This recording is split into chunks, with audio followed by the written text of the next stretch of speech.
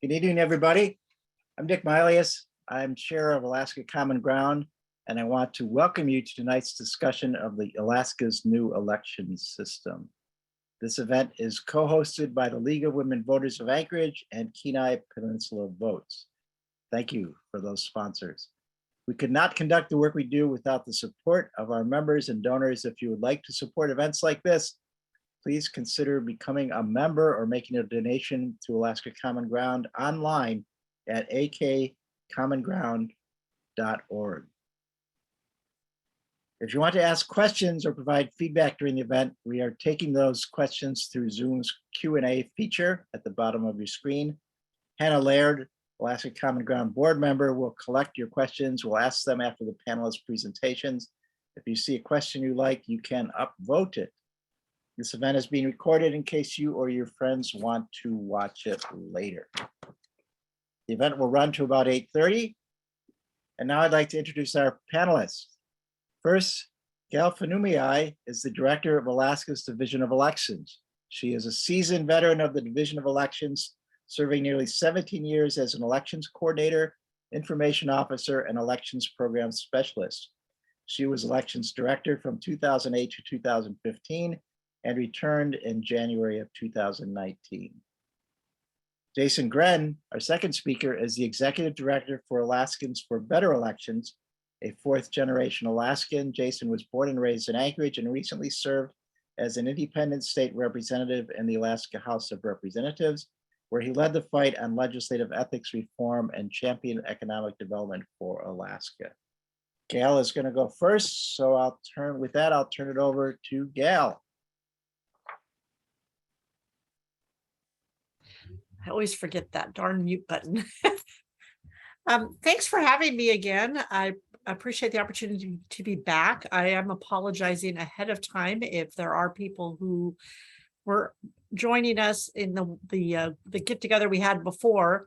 My slides haven't changed a whole lot, and a little too busy trying to conduct elections to have pretty slides. So, and a lot of it, the beginning of my presentation talks about the top 4 nonpartisan primary, which we've all experienced already in the special primary we had in June.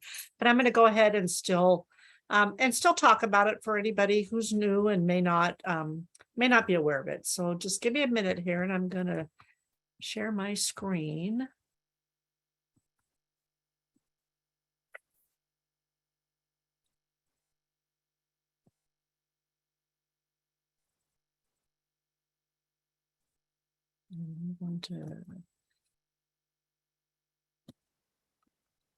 All right, so hopefully you can see a big blue screen.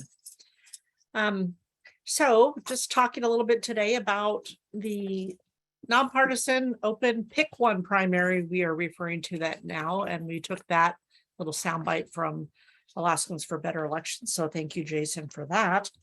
It was a voter initiative that passed in 2020 and became law in February of 2021.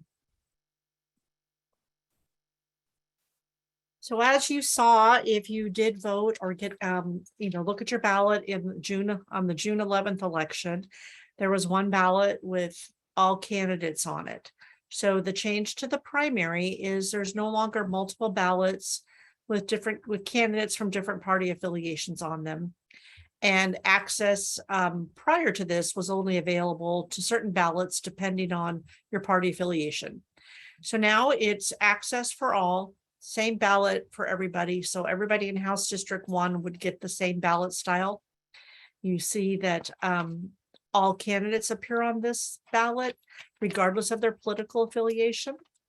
And it's a pick one per race. We started talking about it as a top 4 nonpartisan primary and thought that might get a little confusing for people thinking that they get to vote for 4, but that is not the case. It is still just a pick one in each race. So you'll see that there's a note at the top of the ballot here that we are required by law to put on as a result of the bill that was enacted. And it just says that a candidate's designated affiliation doesn't imply that candidate is nominated or endorsed by the political party or group, or that that party or group approves of or associates with the candidate. It's only an indication that the candidate is registered as affiliated with that party or group. And in our United States Senator little example here, you'll see there are candidates registered as Libertarian, Republican, Nonpartisan, Democrat, and Alaskan Independents. So again, just showing that no matter what the candidate's affiliation is, and there also could be undeclared, or anything for that matter, they all appear in the race together. There may be times, and I think you have seen this in our sample ballots for the 2022 primary special general election, that there may be a time when there's less than 4 candidates. I believe all of the House races, with the exception of one district, have 4 or less candidates. So automatically those candidates are all going to be advancing to the general election. I think the biggest change for candidates, well, and voters too, is that the governor and lieutenant governor, when they file for office, they were required to file as a team. Prior to this election year, candidates for governor and lieutenant governor ran independently in their primary. They filed independently. And so the winner for governor for party A was paired up with the winner for lieutenant governor for party A, but that's not the case anymore. Now they run as a team in the primary, and then the top 4 will advance to the general election. So just some going over some basic changes. There also is no longer a nominating petition process. So in order to get on the general election ballot, you have to run in the primary. You can no longer be a petition candidate and go out and collect signatures and just have your name appear on the general election ballot. So aside from running in the primary, there are still qualified write-ins, so you can file as a write-in, and that is another way that you can garner votes in the general election. Again, candidates choose their affiliation. It's based on how they're registered with the Division of Elections, and the governor and lieutenant governor file together as a team. So now we'll get into something that voters have not experienced yet, but will be very soon. And if any of you have already early voted or gotten a ballot in the mail, you will have already experienced your first election using ranked choice voting. As you can see by this, we had the date November 8th, 2022, because we had planned to implement this for the first time in November. But obviously there were circumstances that came about that now require the division to implement this a few months ahead of time. So the big things about ranked choice voting is that ballots are counted in rounds. So at the end of counting all eligible poll ballots, absentee, question, and early ballots, if a candidate gets 50% plus one of those first choice votes, they win. And there's no need to go ahead and do any type of tabulation whatsoever. Voters rank their candidates in order of preference. So you can rank one candidate, you can rank 2, you can rank as many as you want. The big message the division is trying to get out is that do not rank a candidate more than one time. Do not give candidates the same rankings, because you'll see in some later examples the problems that causes. So what we're really asking people to do is pay attention to your ballot, take time, look at the sample ballots we have online, practice marking a ballot so you can maximize your choices and not invalidating any marks on your ballot. So it's 1 oval per column. So we only want to see 1 oval in each of those columns, or as many columns as the voter still chooses.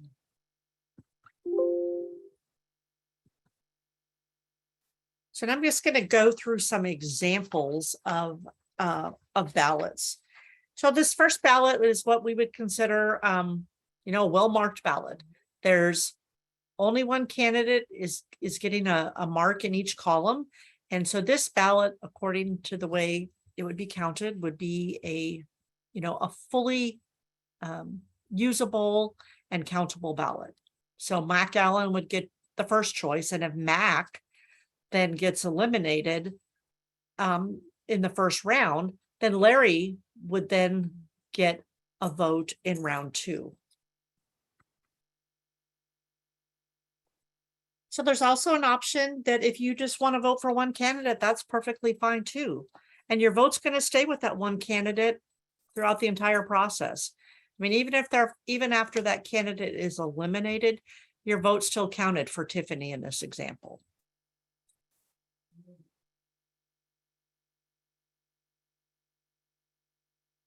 Talked ahead of myself. So now we'll talk a little bit about mistakes we hope voters will avoid. So in this example, obviously there's a vote for first choice, a blank for second, and a vote for third, and a vote for fourth. So this ballot is still valid. It's just that if Mac gets eliminated and then we move on to the second round, the third choice actually becomes this voter's second choice in this scenario, because skipping one ranking does not invalidate or make your ballot become inactive. That's the term the law uses. So this example, the law says you cannot have 2 sequential skipped rankings. So this example, Larry Doe gets a first choice, and this voter then decided to skip second and third and give Mac a fourth choice vote. So in this ballot, what's going to happen is that Larry's going to get a first choice vote. And if Larry's eliminated in round 1, this ballot for this race becomes inactive, because the law says only the votes before the 2 sequential skips will count. So in this case, Larry's the only one who's going to get a vote.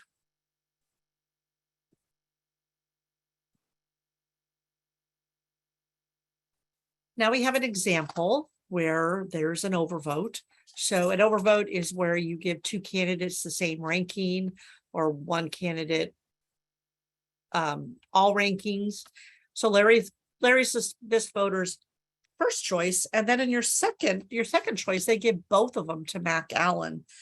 Well, the law says that once an overvote occurs, nothing from that point on will count. So again, in this example, this ballot would be valid for Larry. And at that point, if Larry gets eliminated, the ballot is deemed inactive. I shouldn't say ballot. I keep saying ballot.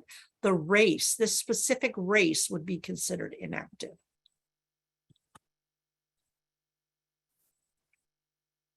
Now, in this example, this voter decided, wow, I really love Tiffany Straight, and I'm just going to vote for Tiffany all the way across. We don't really want you to do that, but if you choose to do that, this is going to be a valid vote for Tiffany, because we're able to determine voter intent. And so Tiffany would get the first choice vote, but if Tiffany gets eliminated, she's not going to get a second choice or a third choice. She gets one vote and one vote only.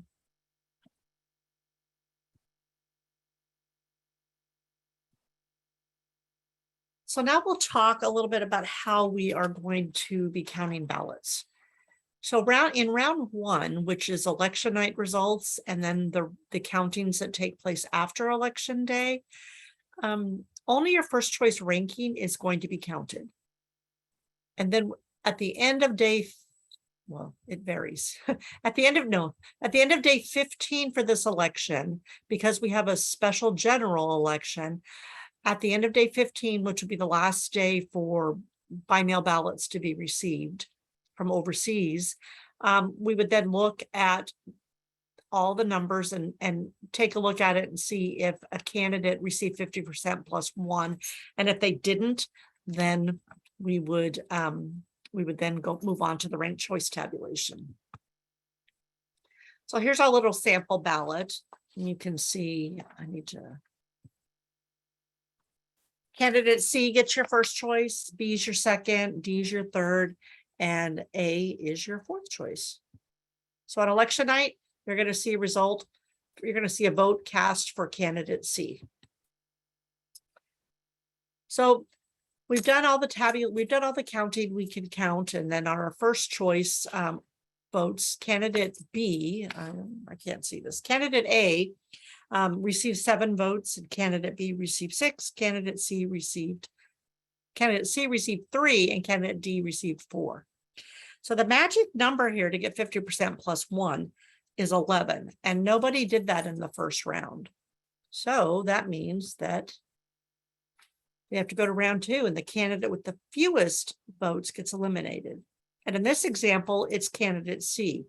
So you'll see the votes for candidate C are kind of marked with this light green color. So candidate C is eliminated, and then we look at the next viable choice on the ballot for all the people who voted for candidate C as their first choice. And in our very simplistic hypothetical example here, we said, okay, they voted once for their second choice on one ballot was for candidate A, one was for candidate B, and one was for candidate D. So now we have vote totals of 8, 7, and 5. But after we get to round 2, the 50% plus 1 no longer plays in, doesn't have any effect, because the law says you have to continue counting until 2 candidates remain. So being that we still have 3 candidates, we're going to move on to round 3. And in this example, again, candidate D got eliminated because candidate D only had 5 votes from the previous round. And so then we look, what's the next viable choice on those ballots? And we attribute that the next candidate B got 4 of those 5 votes, and candidate A got 1 of those 5 votes, giving totals of 9 and then 11. And you are at the end because you only have 2 candidates remaining, and the one with the most votes wins. So candidate B is the winner.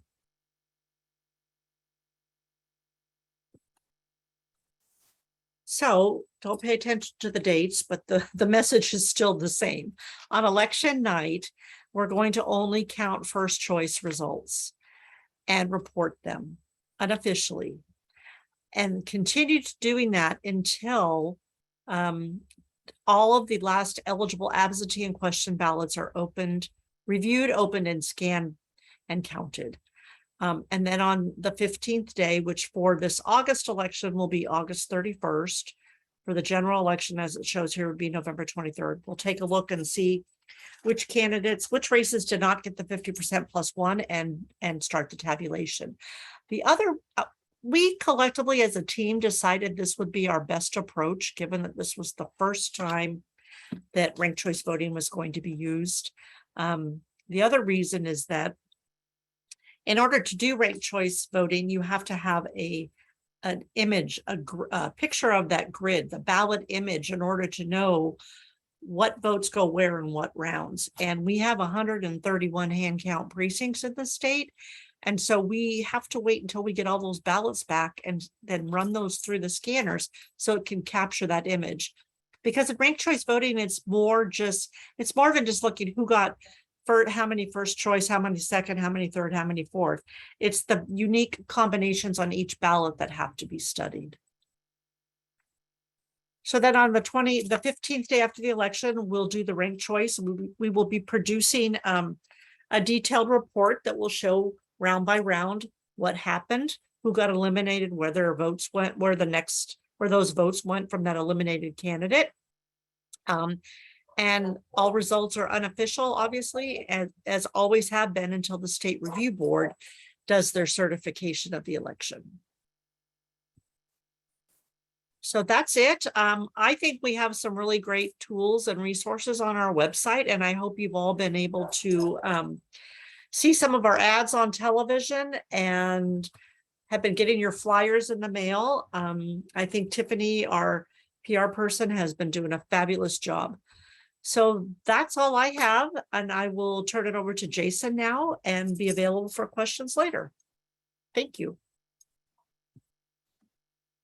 Hey, hi, everyone. Good evening. Thanks for coming, and big thanks to Alaska Common Ground for hosting us tonight, and just to heap some some praise on the Division of Elections and Gail and her team. Just from an Alaskan, from a voter, just fabulous job. Really appreciate all the information they've been sending out.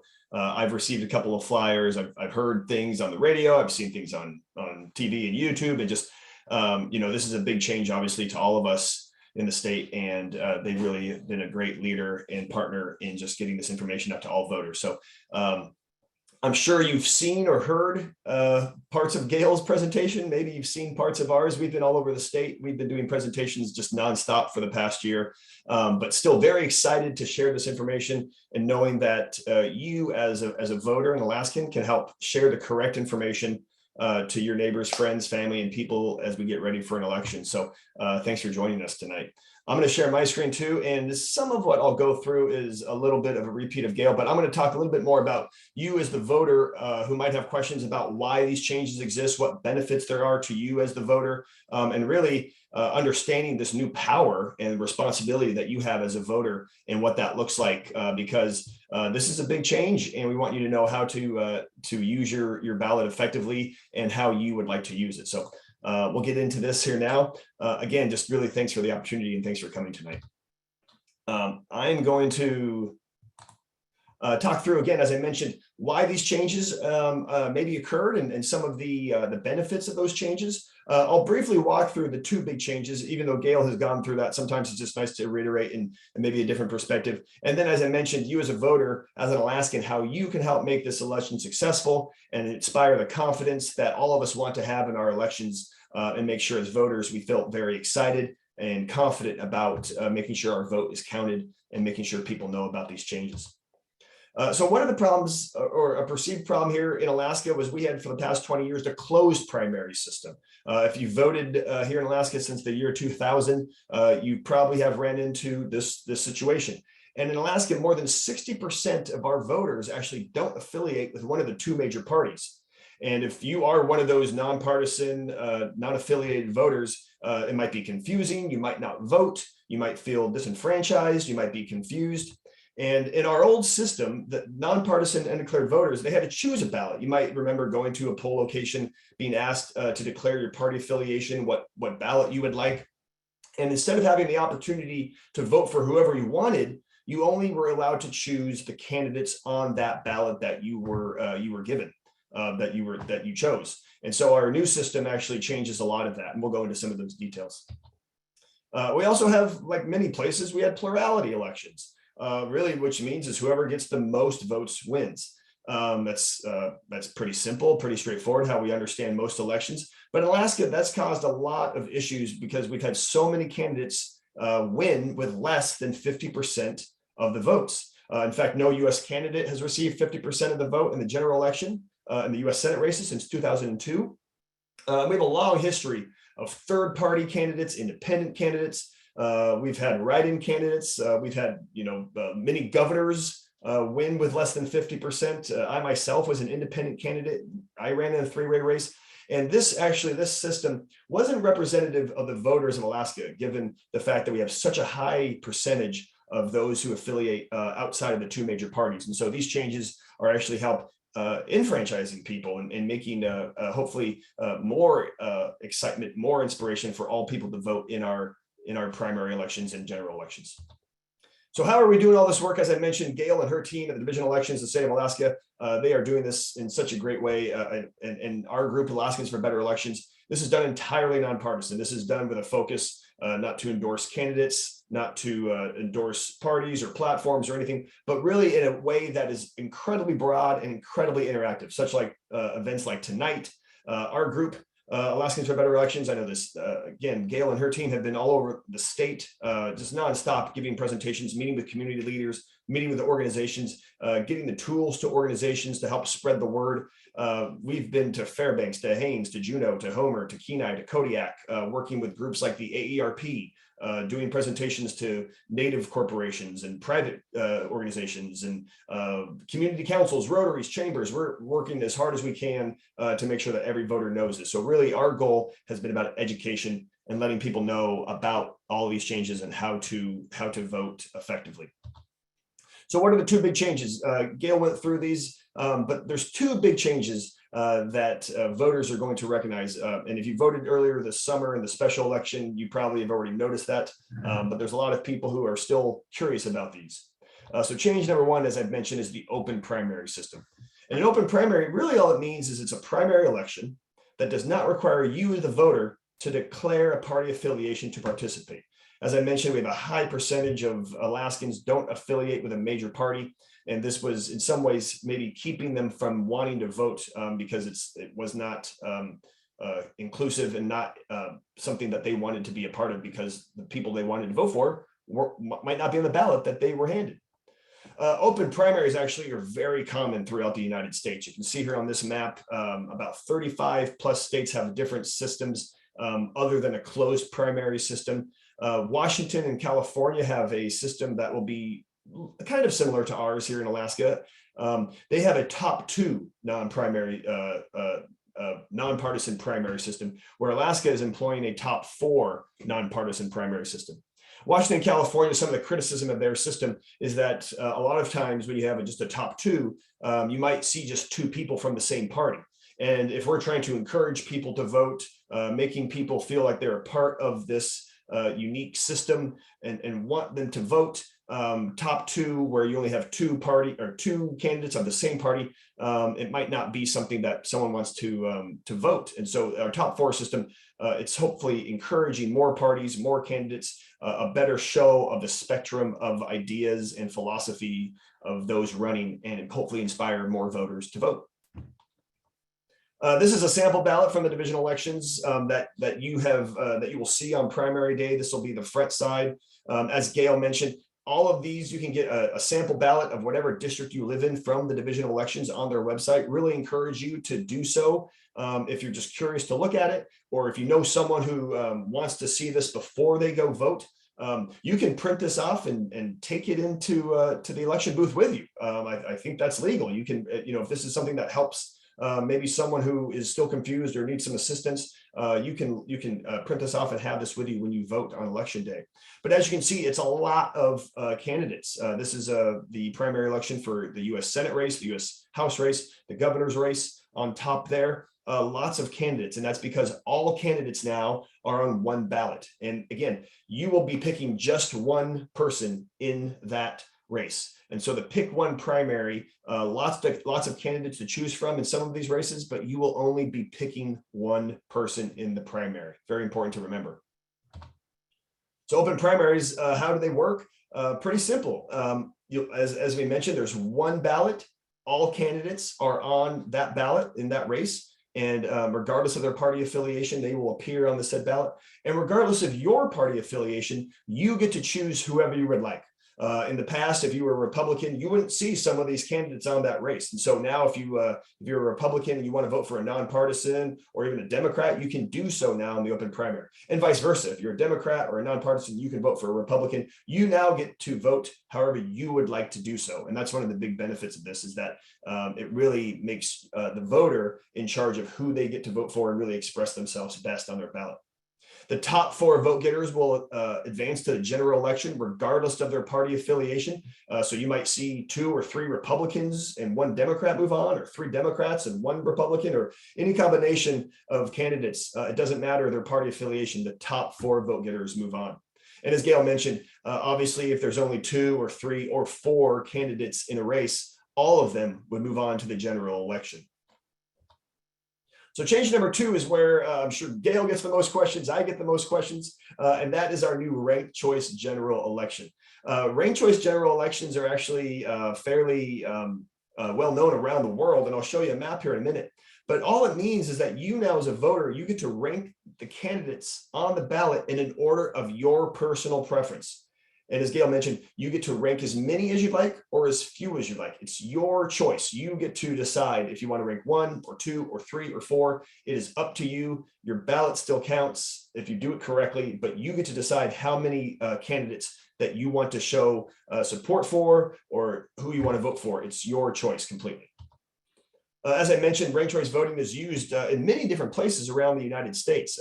You can see here on this map, it's used in a variety of ways in lots of different states and cities. Maine is the only other state that is using it at a statewide level, but cities like New York City, Minneapolis, Santa Fe, Oakland, California are using it at a municipal level. 23 cities in Utah just used it for the first time this fall.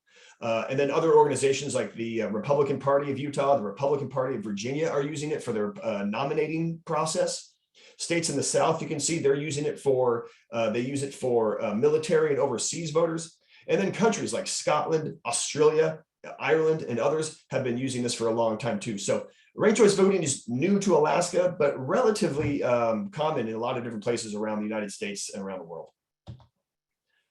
This is a big version of, again, a sample ballot that the Division of Elections has put out before, but it looks like maybe, you know, there's a lot of bubbles, a lot of names, and how I do so. And as Gail showed, it's relatively straightforward once you get to see this. So again, encourage you or encourage others to go to the Division of Elections website, download. I think it'll be available 50 days ahead of the general election, a real sample ballot. But encourage you and others to look at the sample ballots if you have questions ahead of time, just to make sure that you're comfortable and confident before you go and vote at the ballot booth. Gail's kind of explained how votes are counted with ranked choice voting, and I wanted to just kind of go over it one more time really quickly. Just one, to repeat information is always good, but just a different visual so that if people want to see how things work in another way. I'll quickly burn through this, but happy to answer questions, and Gail will too, on how it really works. But again, the point with ranked choice voting is that a winner is declared when they get that 50% bar. So you can see that black bar on here. And that's really the goal of ranked choice voting, is to make sure that we have a majority winner. So in this little fake election here, we've got the 4 seasons running against each other. After the first round of counting, it looks like winter barely ahead of fall. So winter in first place, fall in second, spring in third place, and summer in fourth place. Well, again, if no one's at that 50% plus 1 level, we need to eliminate a candidate and then move their second choices to the other candidates. So in this case, summer would be eliminated. We look at those summer ballots. Who did those people rank second? And we move them to the candidates of where the second choice comes in. This might what it might look like in our fake election here. Winter gained a few, fall gained a few, spring gained a little bit more than the others. But again, no one has that 50% plus 1.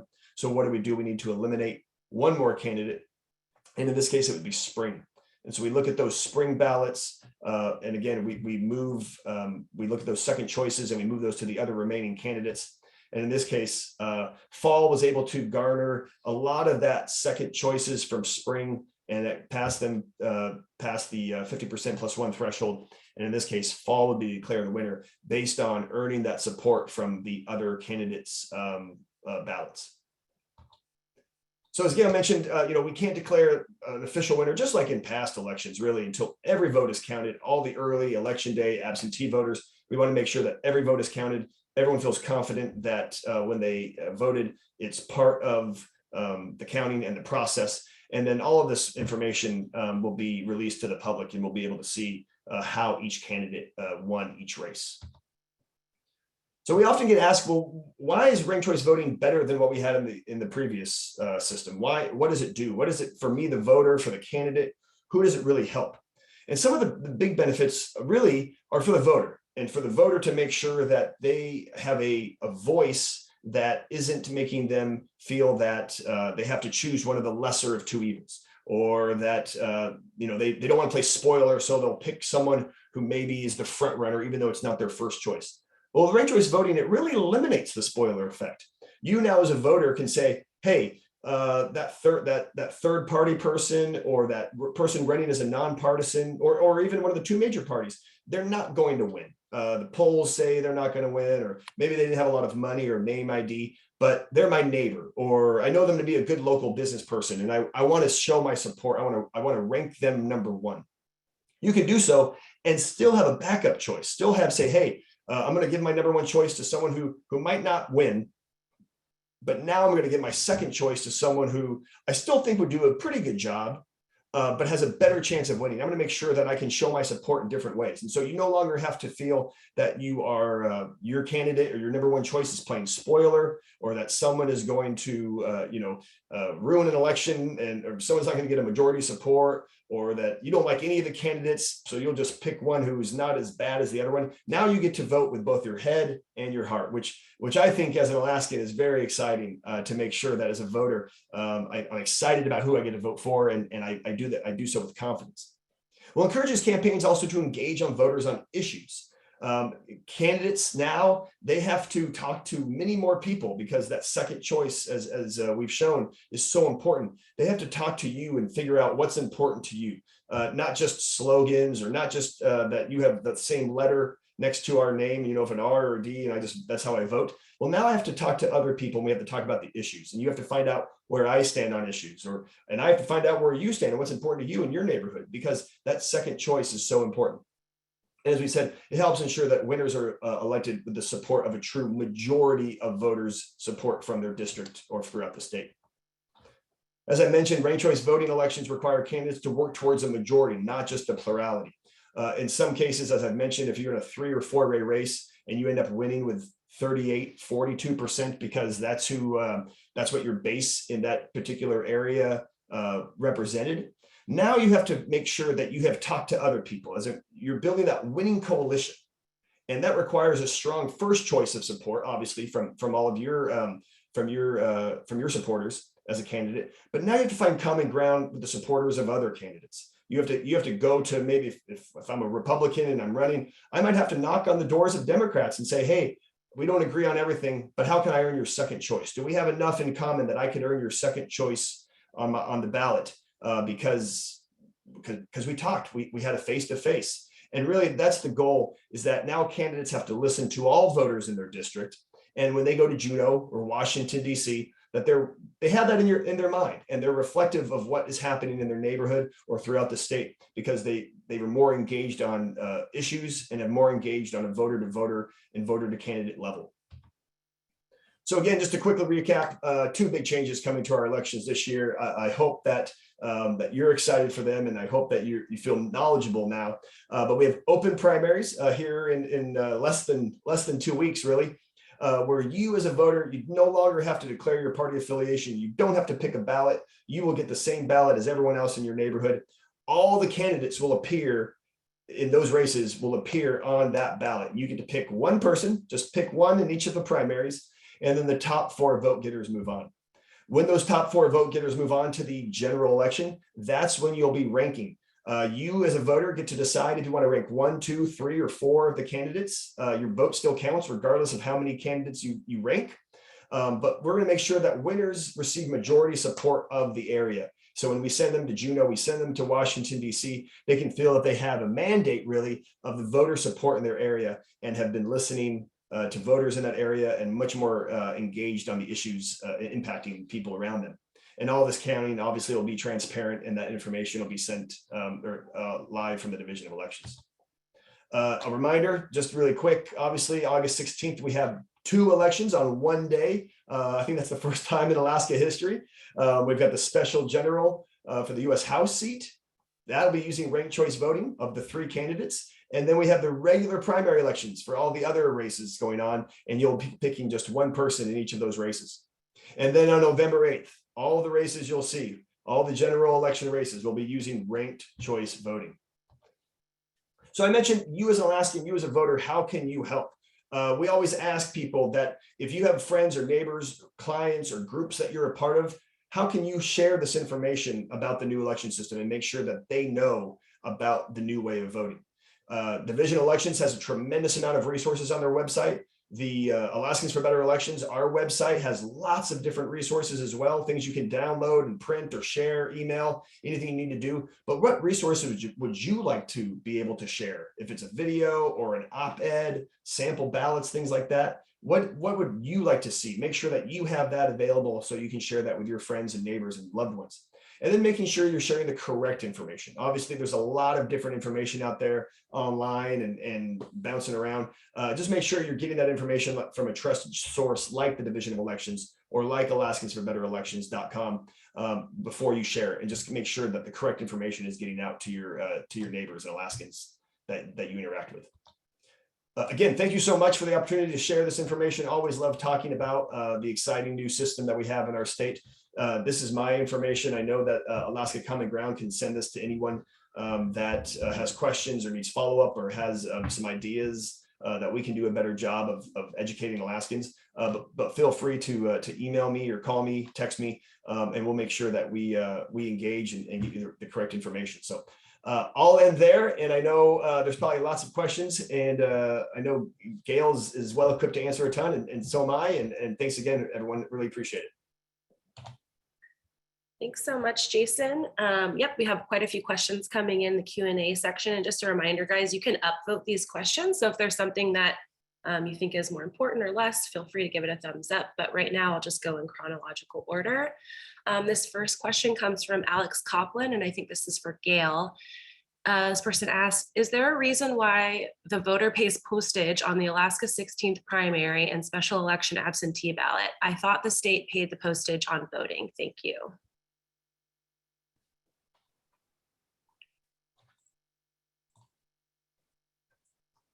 There.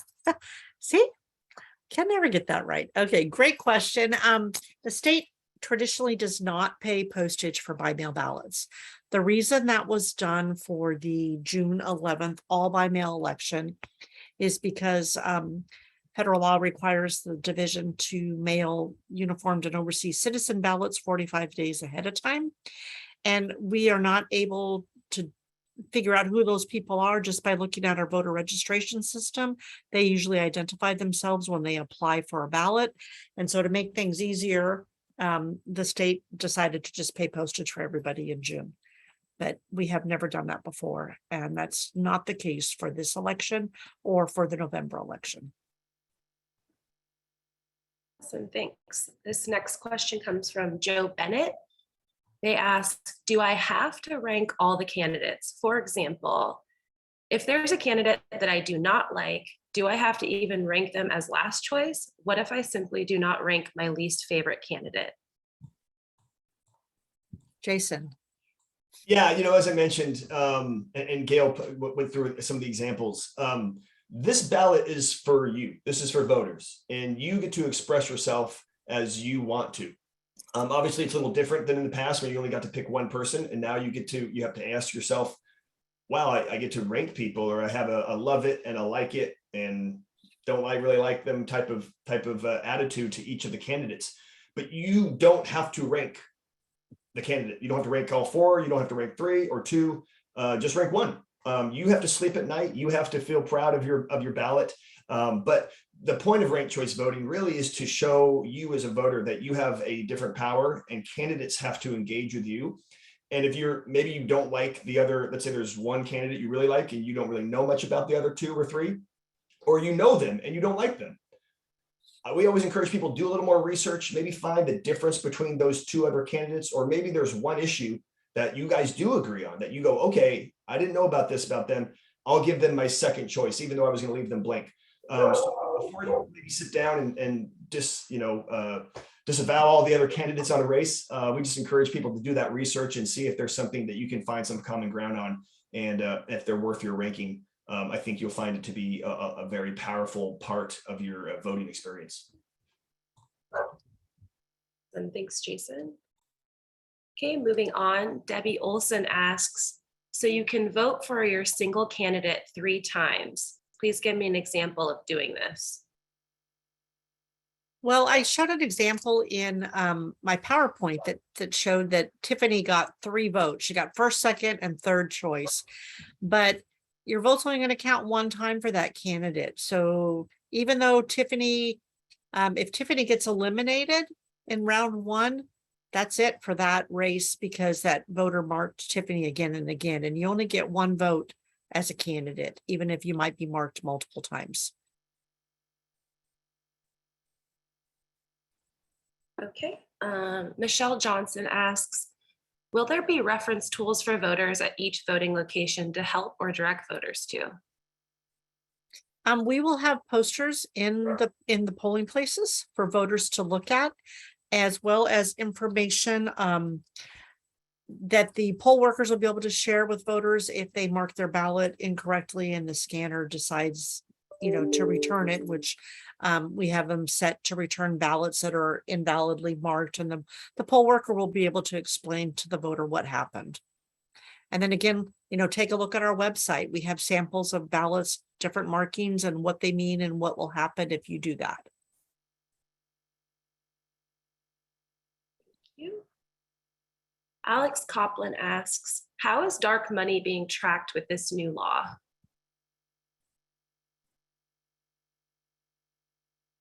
That would be Jason. Yeah,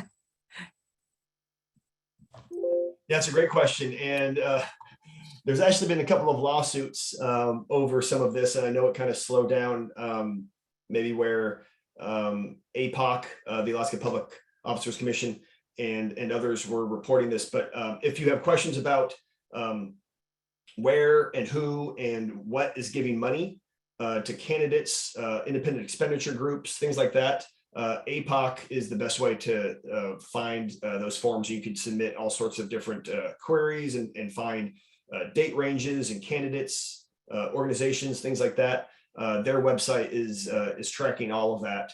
And with some of the new laws, it's very timely and quick on what needs to be reported and what needs to be live. So I encourage people to go to the APOC website and do those searches if they're curious. Thank you. Barbara Brown asks, after the election, will there be specific precinct information regarding who got their first choice, second choice, etc.? That is a great question. We've been talking about this, and there are reports that will show down to the precinct level, how candidates, what votes they got in what places at each precinct level. So we will be able to produce that, but it will be post certification by the time we were able to get that report out.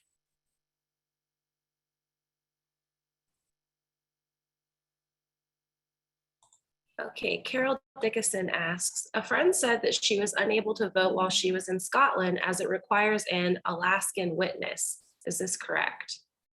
That is not correct. Anybody over the age of 18 can witness a ballot. So they don't have to be from Alaska. They don't have to be somebody who can administer an oath. It's whoever is reasonably accessible to you who's age 18 or older. Carol Dickinson asks, also, I've seen conflicting info on write-ins. One article said the candidate must be registered by August 11th. Another says the write-in votes will only be counted when they reach a certain percentage of votes cast. And actually, I want to add another question that we got prior to this event. Another person had written us and asked if Tara Sweeney is a legitimate write-in candidate for the August 16th election. So kind of two-pronged.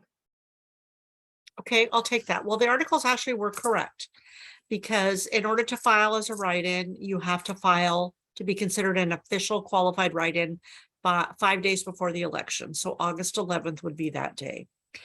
And then the other part of that is still correct, because the law says that if write-ins are not, the way write-ins are handled is if write-ins are not in first place or second place, and the difference between 1 and 2 is like 0.5%, then in the ranked choice system, they would all be eliminated in the first round. And so then the second choice on those ballots would then be distributed to the remaining candidates. And I do not recall seeing anything yet from Tara Sweeney being a write-in candidate, but I believe those are also being posted on our website. Okay, and this question comes from Celia Foley, which is a follow-up to the previous question. If you dislike a candidate, which is a stronger way to express this? Rank them fourth or do not rank them at all? Jason. Yeah, I can't answer that. I'd say that ranking, you have your favorite, you have your number one choice, and that's who you really want to see win. It doesn't hurt your favorite choice to rank others. And so if you to ask if you dislike a candidate, to how do you express that? I would not rank them. If you can find a way to, again, what's the daylight between two candidates remaining on a ballot? You know, if it in a four-way race, you like one person, you're having questions about those three people. Maybe on a policy question, there's no real good answer. You disagree with a lot of stuff. But who might represent Alaska in national issues, or who has better constituent relations? Maybe there's something that you can find that says, you know, okay, they are better than the other person to me.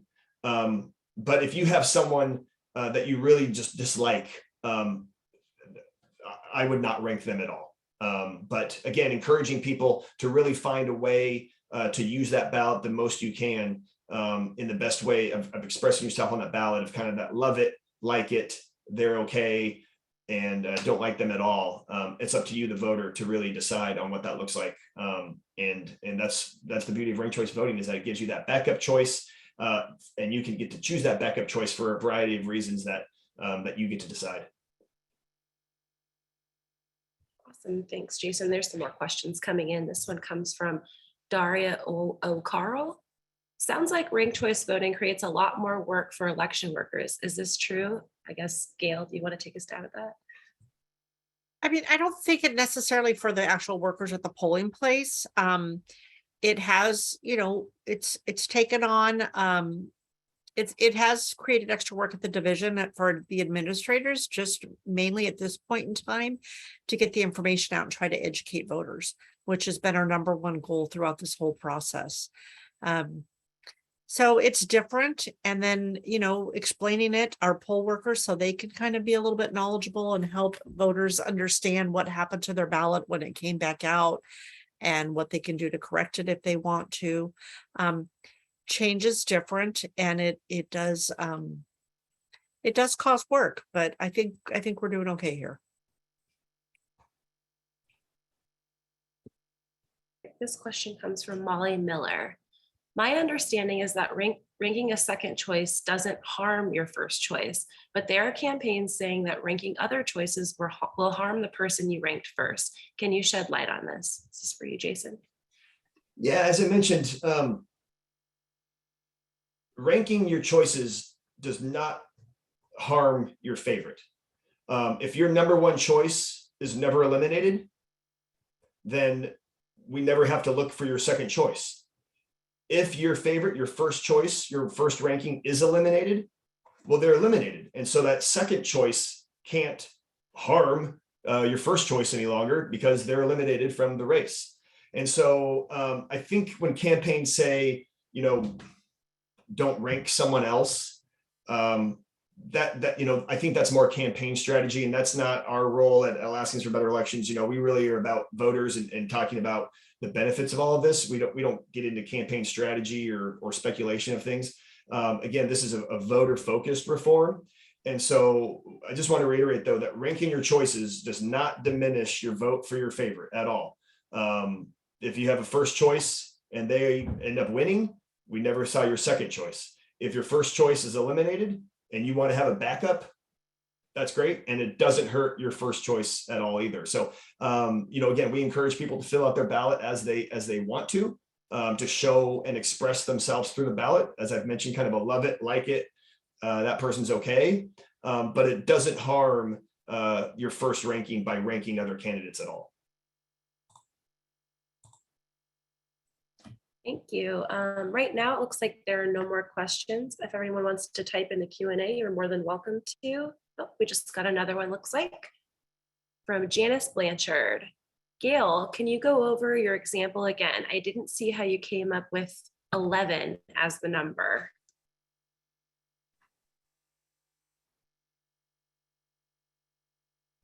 In my hypothetical example, there were a total of 20 votes cast. I think I forgot to mention that at the beginning. We had 20 votes cast. And so 50% plus 1 of 20 is 11. And if no candidate achieved that after counting all first choice votes, then you go on to the subsequent tabulation rounds. So I hope that helped explain that. Okay, Katie Stavick asks, How will this process reduce claims of election fraud? I don't know if it's going to help reduce them. I mean, I feel very confident in all of our systems and the procedures that we have in place and all of our checks and balances. That conducting this election is just like conducting any election. We're following the law. We're following our policies and procedures. The only thing that has changed as far as all this goes is that you're doing this tabulation part. Otherwise, every other aspect of the law that we have been doing for years and years is still in play. I have great confidence in the Division of Elections, 28 full-time staff members, and our election workers and our multiple bipartisan review boards, that they do everything in their power to ensure integrity. And we try to be, we're transparent. We want to show people what we're doing. And I think by providing those detailed reports, that's going to really be helpful to people as well.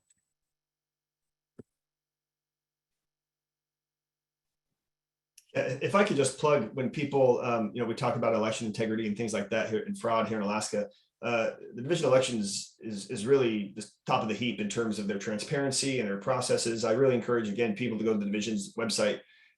They have a tremendous amount of information about the process and what keeps it secure and chain of custody and how they fight against fraud. And you can do tours of, election type of work. I really encourage people to, if they have questions, to dive in. It's something that I've been learning about the last few years. And again, just as a normal Alaskan who's voted here my entire life, feel very confident in our process and system, and just applaud Gail and her team for everything they do. I think nationally, if you talk to groups and different election divisions and people who run elections in states, Alaska always gets top marks and does a great job. So again, encourage people to kind of dive into the division's website or ask really specific questions, because they do a great job of answering those and have a lot of detailed background on all of that. And Gail, I believe you touched on this earlier, but Shelley Yoakum asks, will the scanner show an error code if the ballot is marked incorrectly concerning ranked choice voting? The scanners are programmed to show what's wrong with the ballot, like if you've overvoted, if you gave one candidate multiple rankings, if you skipped a ranking.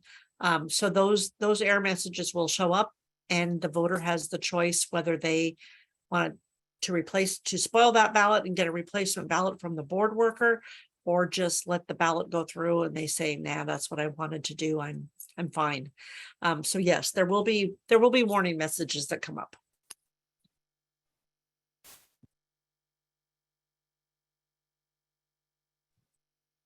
Currently don't have any questions in the Q&A. Feel free to type below if anybody has anything they'd like to ask Gail or Jason. And maybe while we're waiting to see if any more questions come in, Gail or Jason, any concluding remarks you want to make?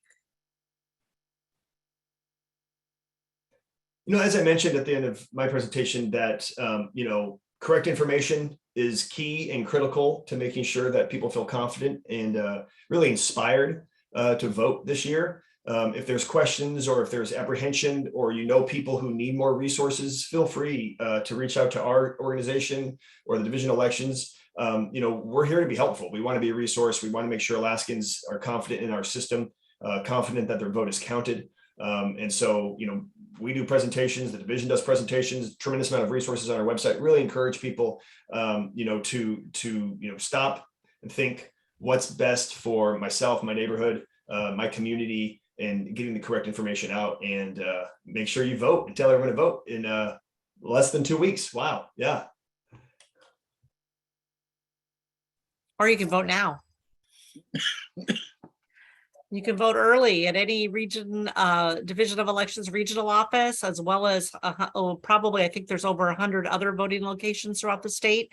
People we're hearing from is that they didn't find it that difficult. They knew that the primary is a pick one primary, and you turn the ballot over, and on the backside is the grid. And the grid ballot is the indicator. And you'll see first, second, third, fourth choice. That's the indicator of it. It's a ranked choice voting race, and people are not, that we've been hearing from at least, have not found it to be difficult. But again, like Jason, I just encourage everybody to go to our website and read up on what we do to make the elections secure.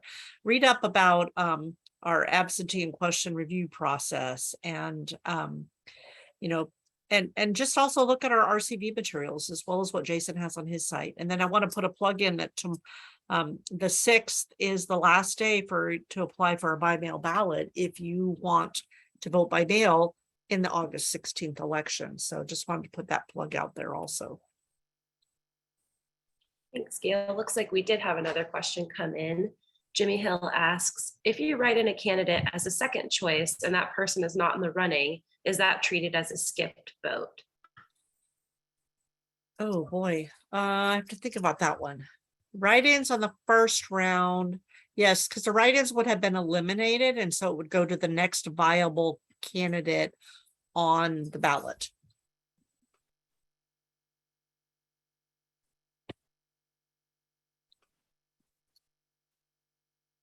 Okay, seeing no more open questions, I guess it's time to wrap things up here. I want to big thank you to Gail and Jason for a very interesting and informative discussion. Missing from this Zoom event is the sound of the applause that everyone watching tonight would like to give you. Special thanks to Hannah Laird for moderating the questions and Kari Gardy for running the Zoom show behind the scenes this evening. Thank you for your support and thank you for attending this evening. If you are not a member of Alaska Common Ground, please go to our website, akcommonground.org, to join or make a donation to support Alaska Common Ground's work towards an engaged Alaskan democracy. Please stay healthy and engaged, and don't forget to vote.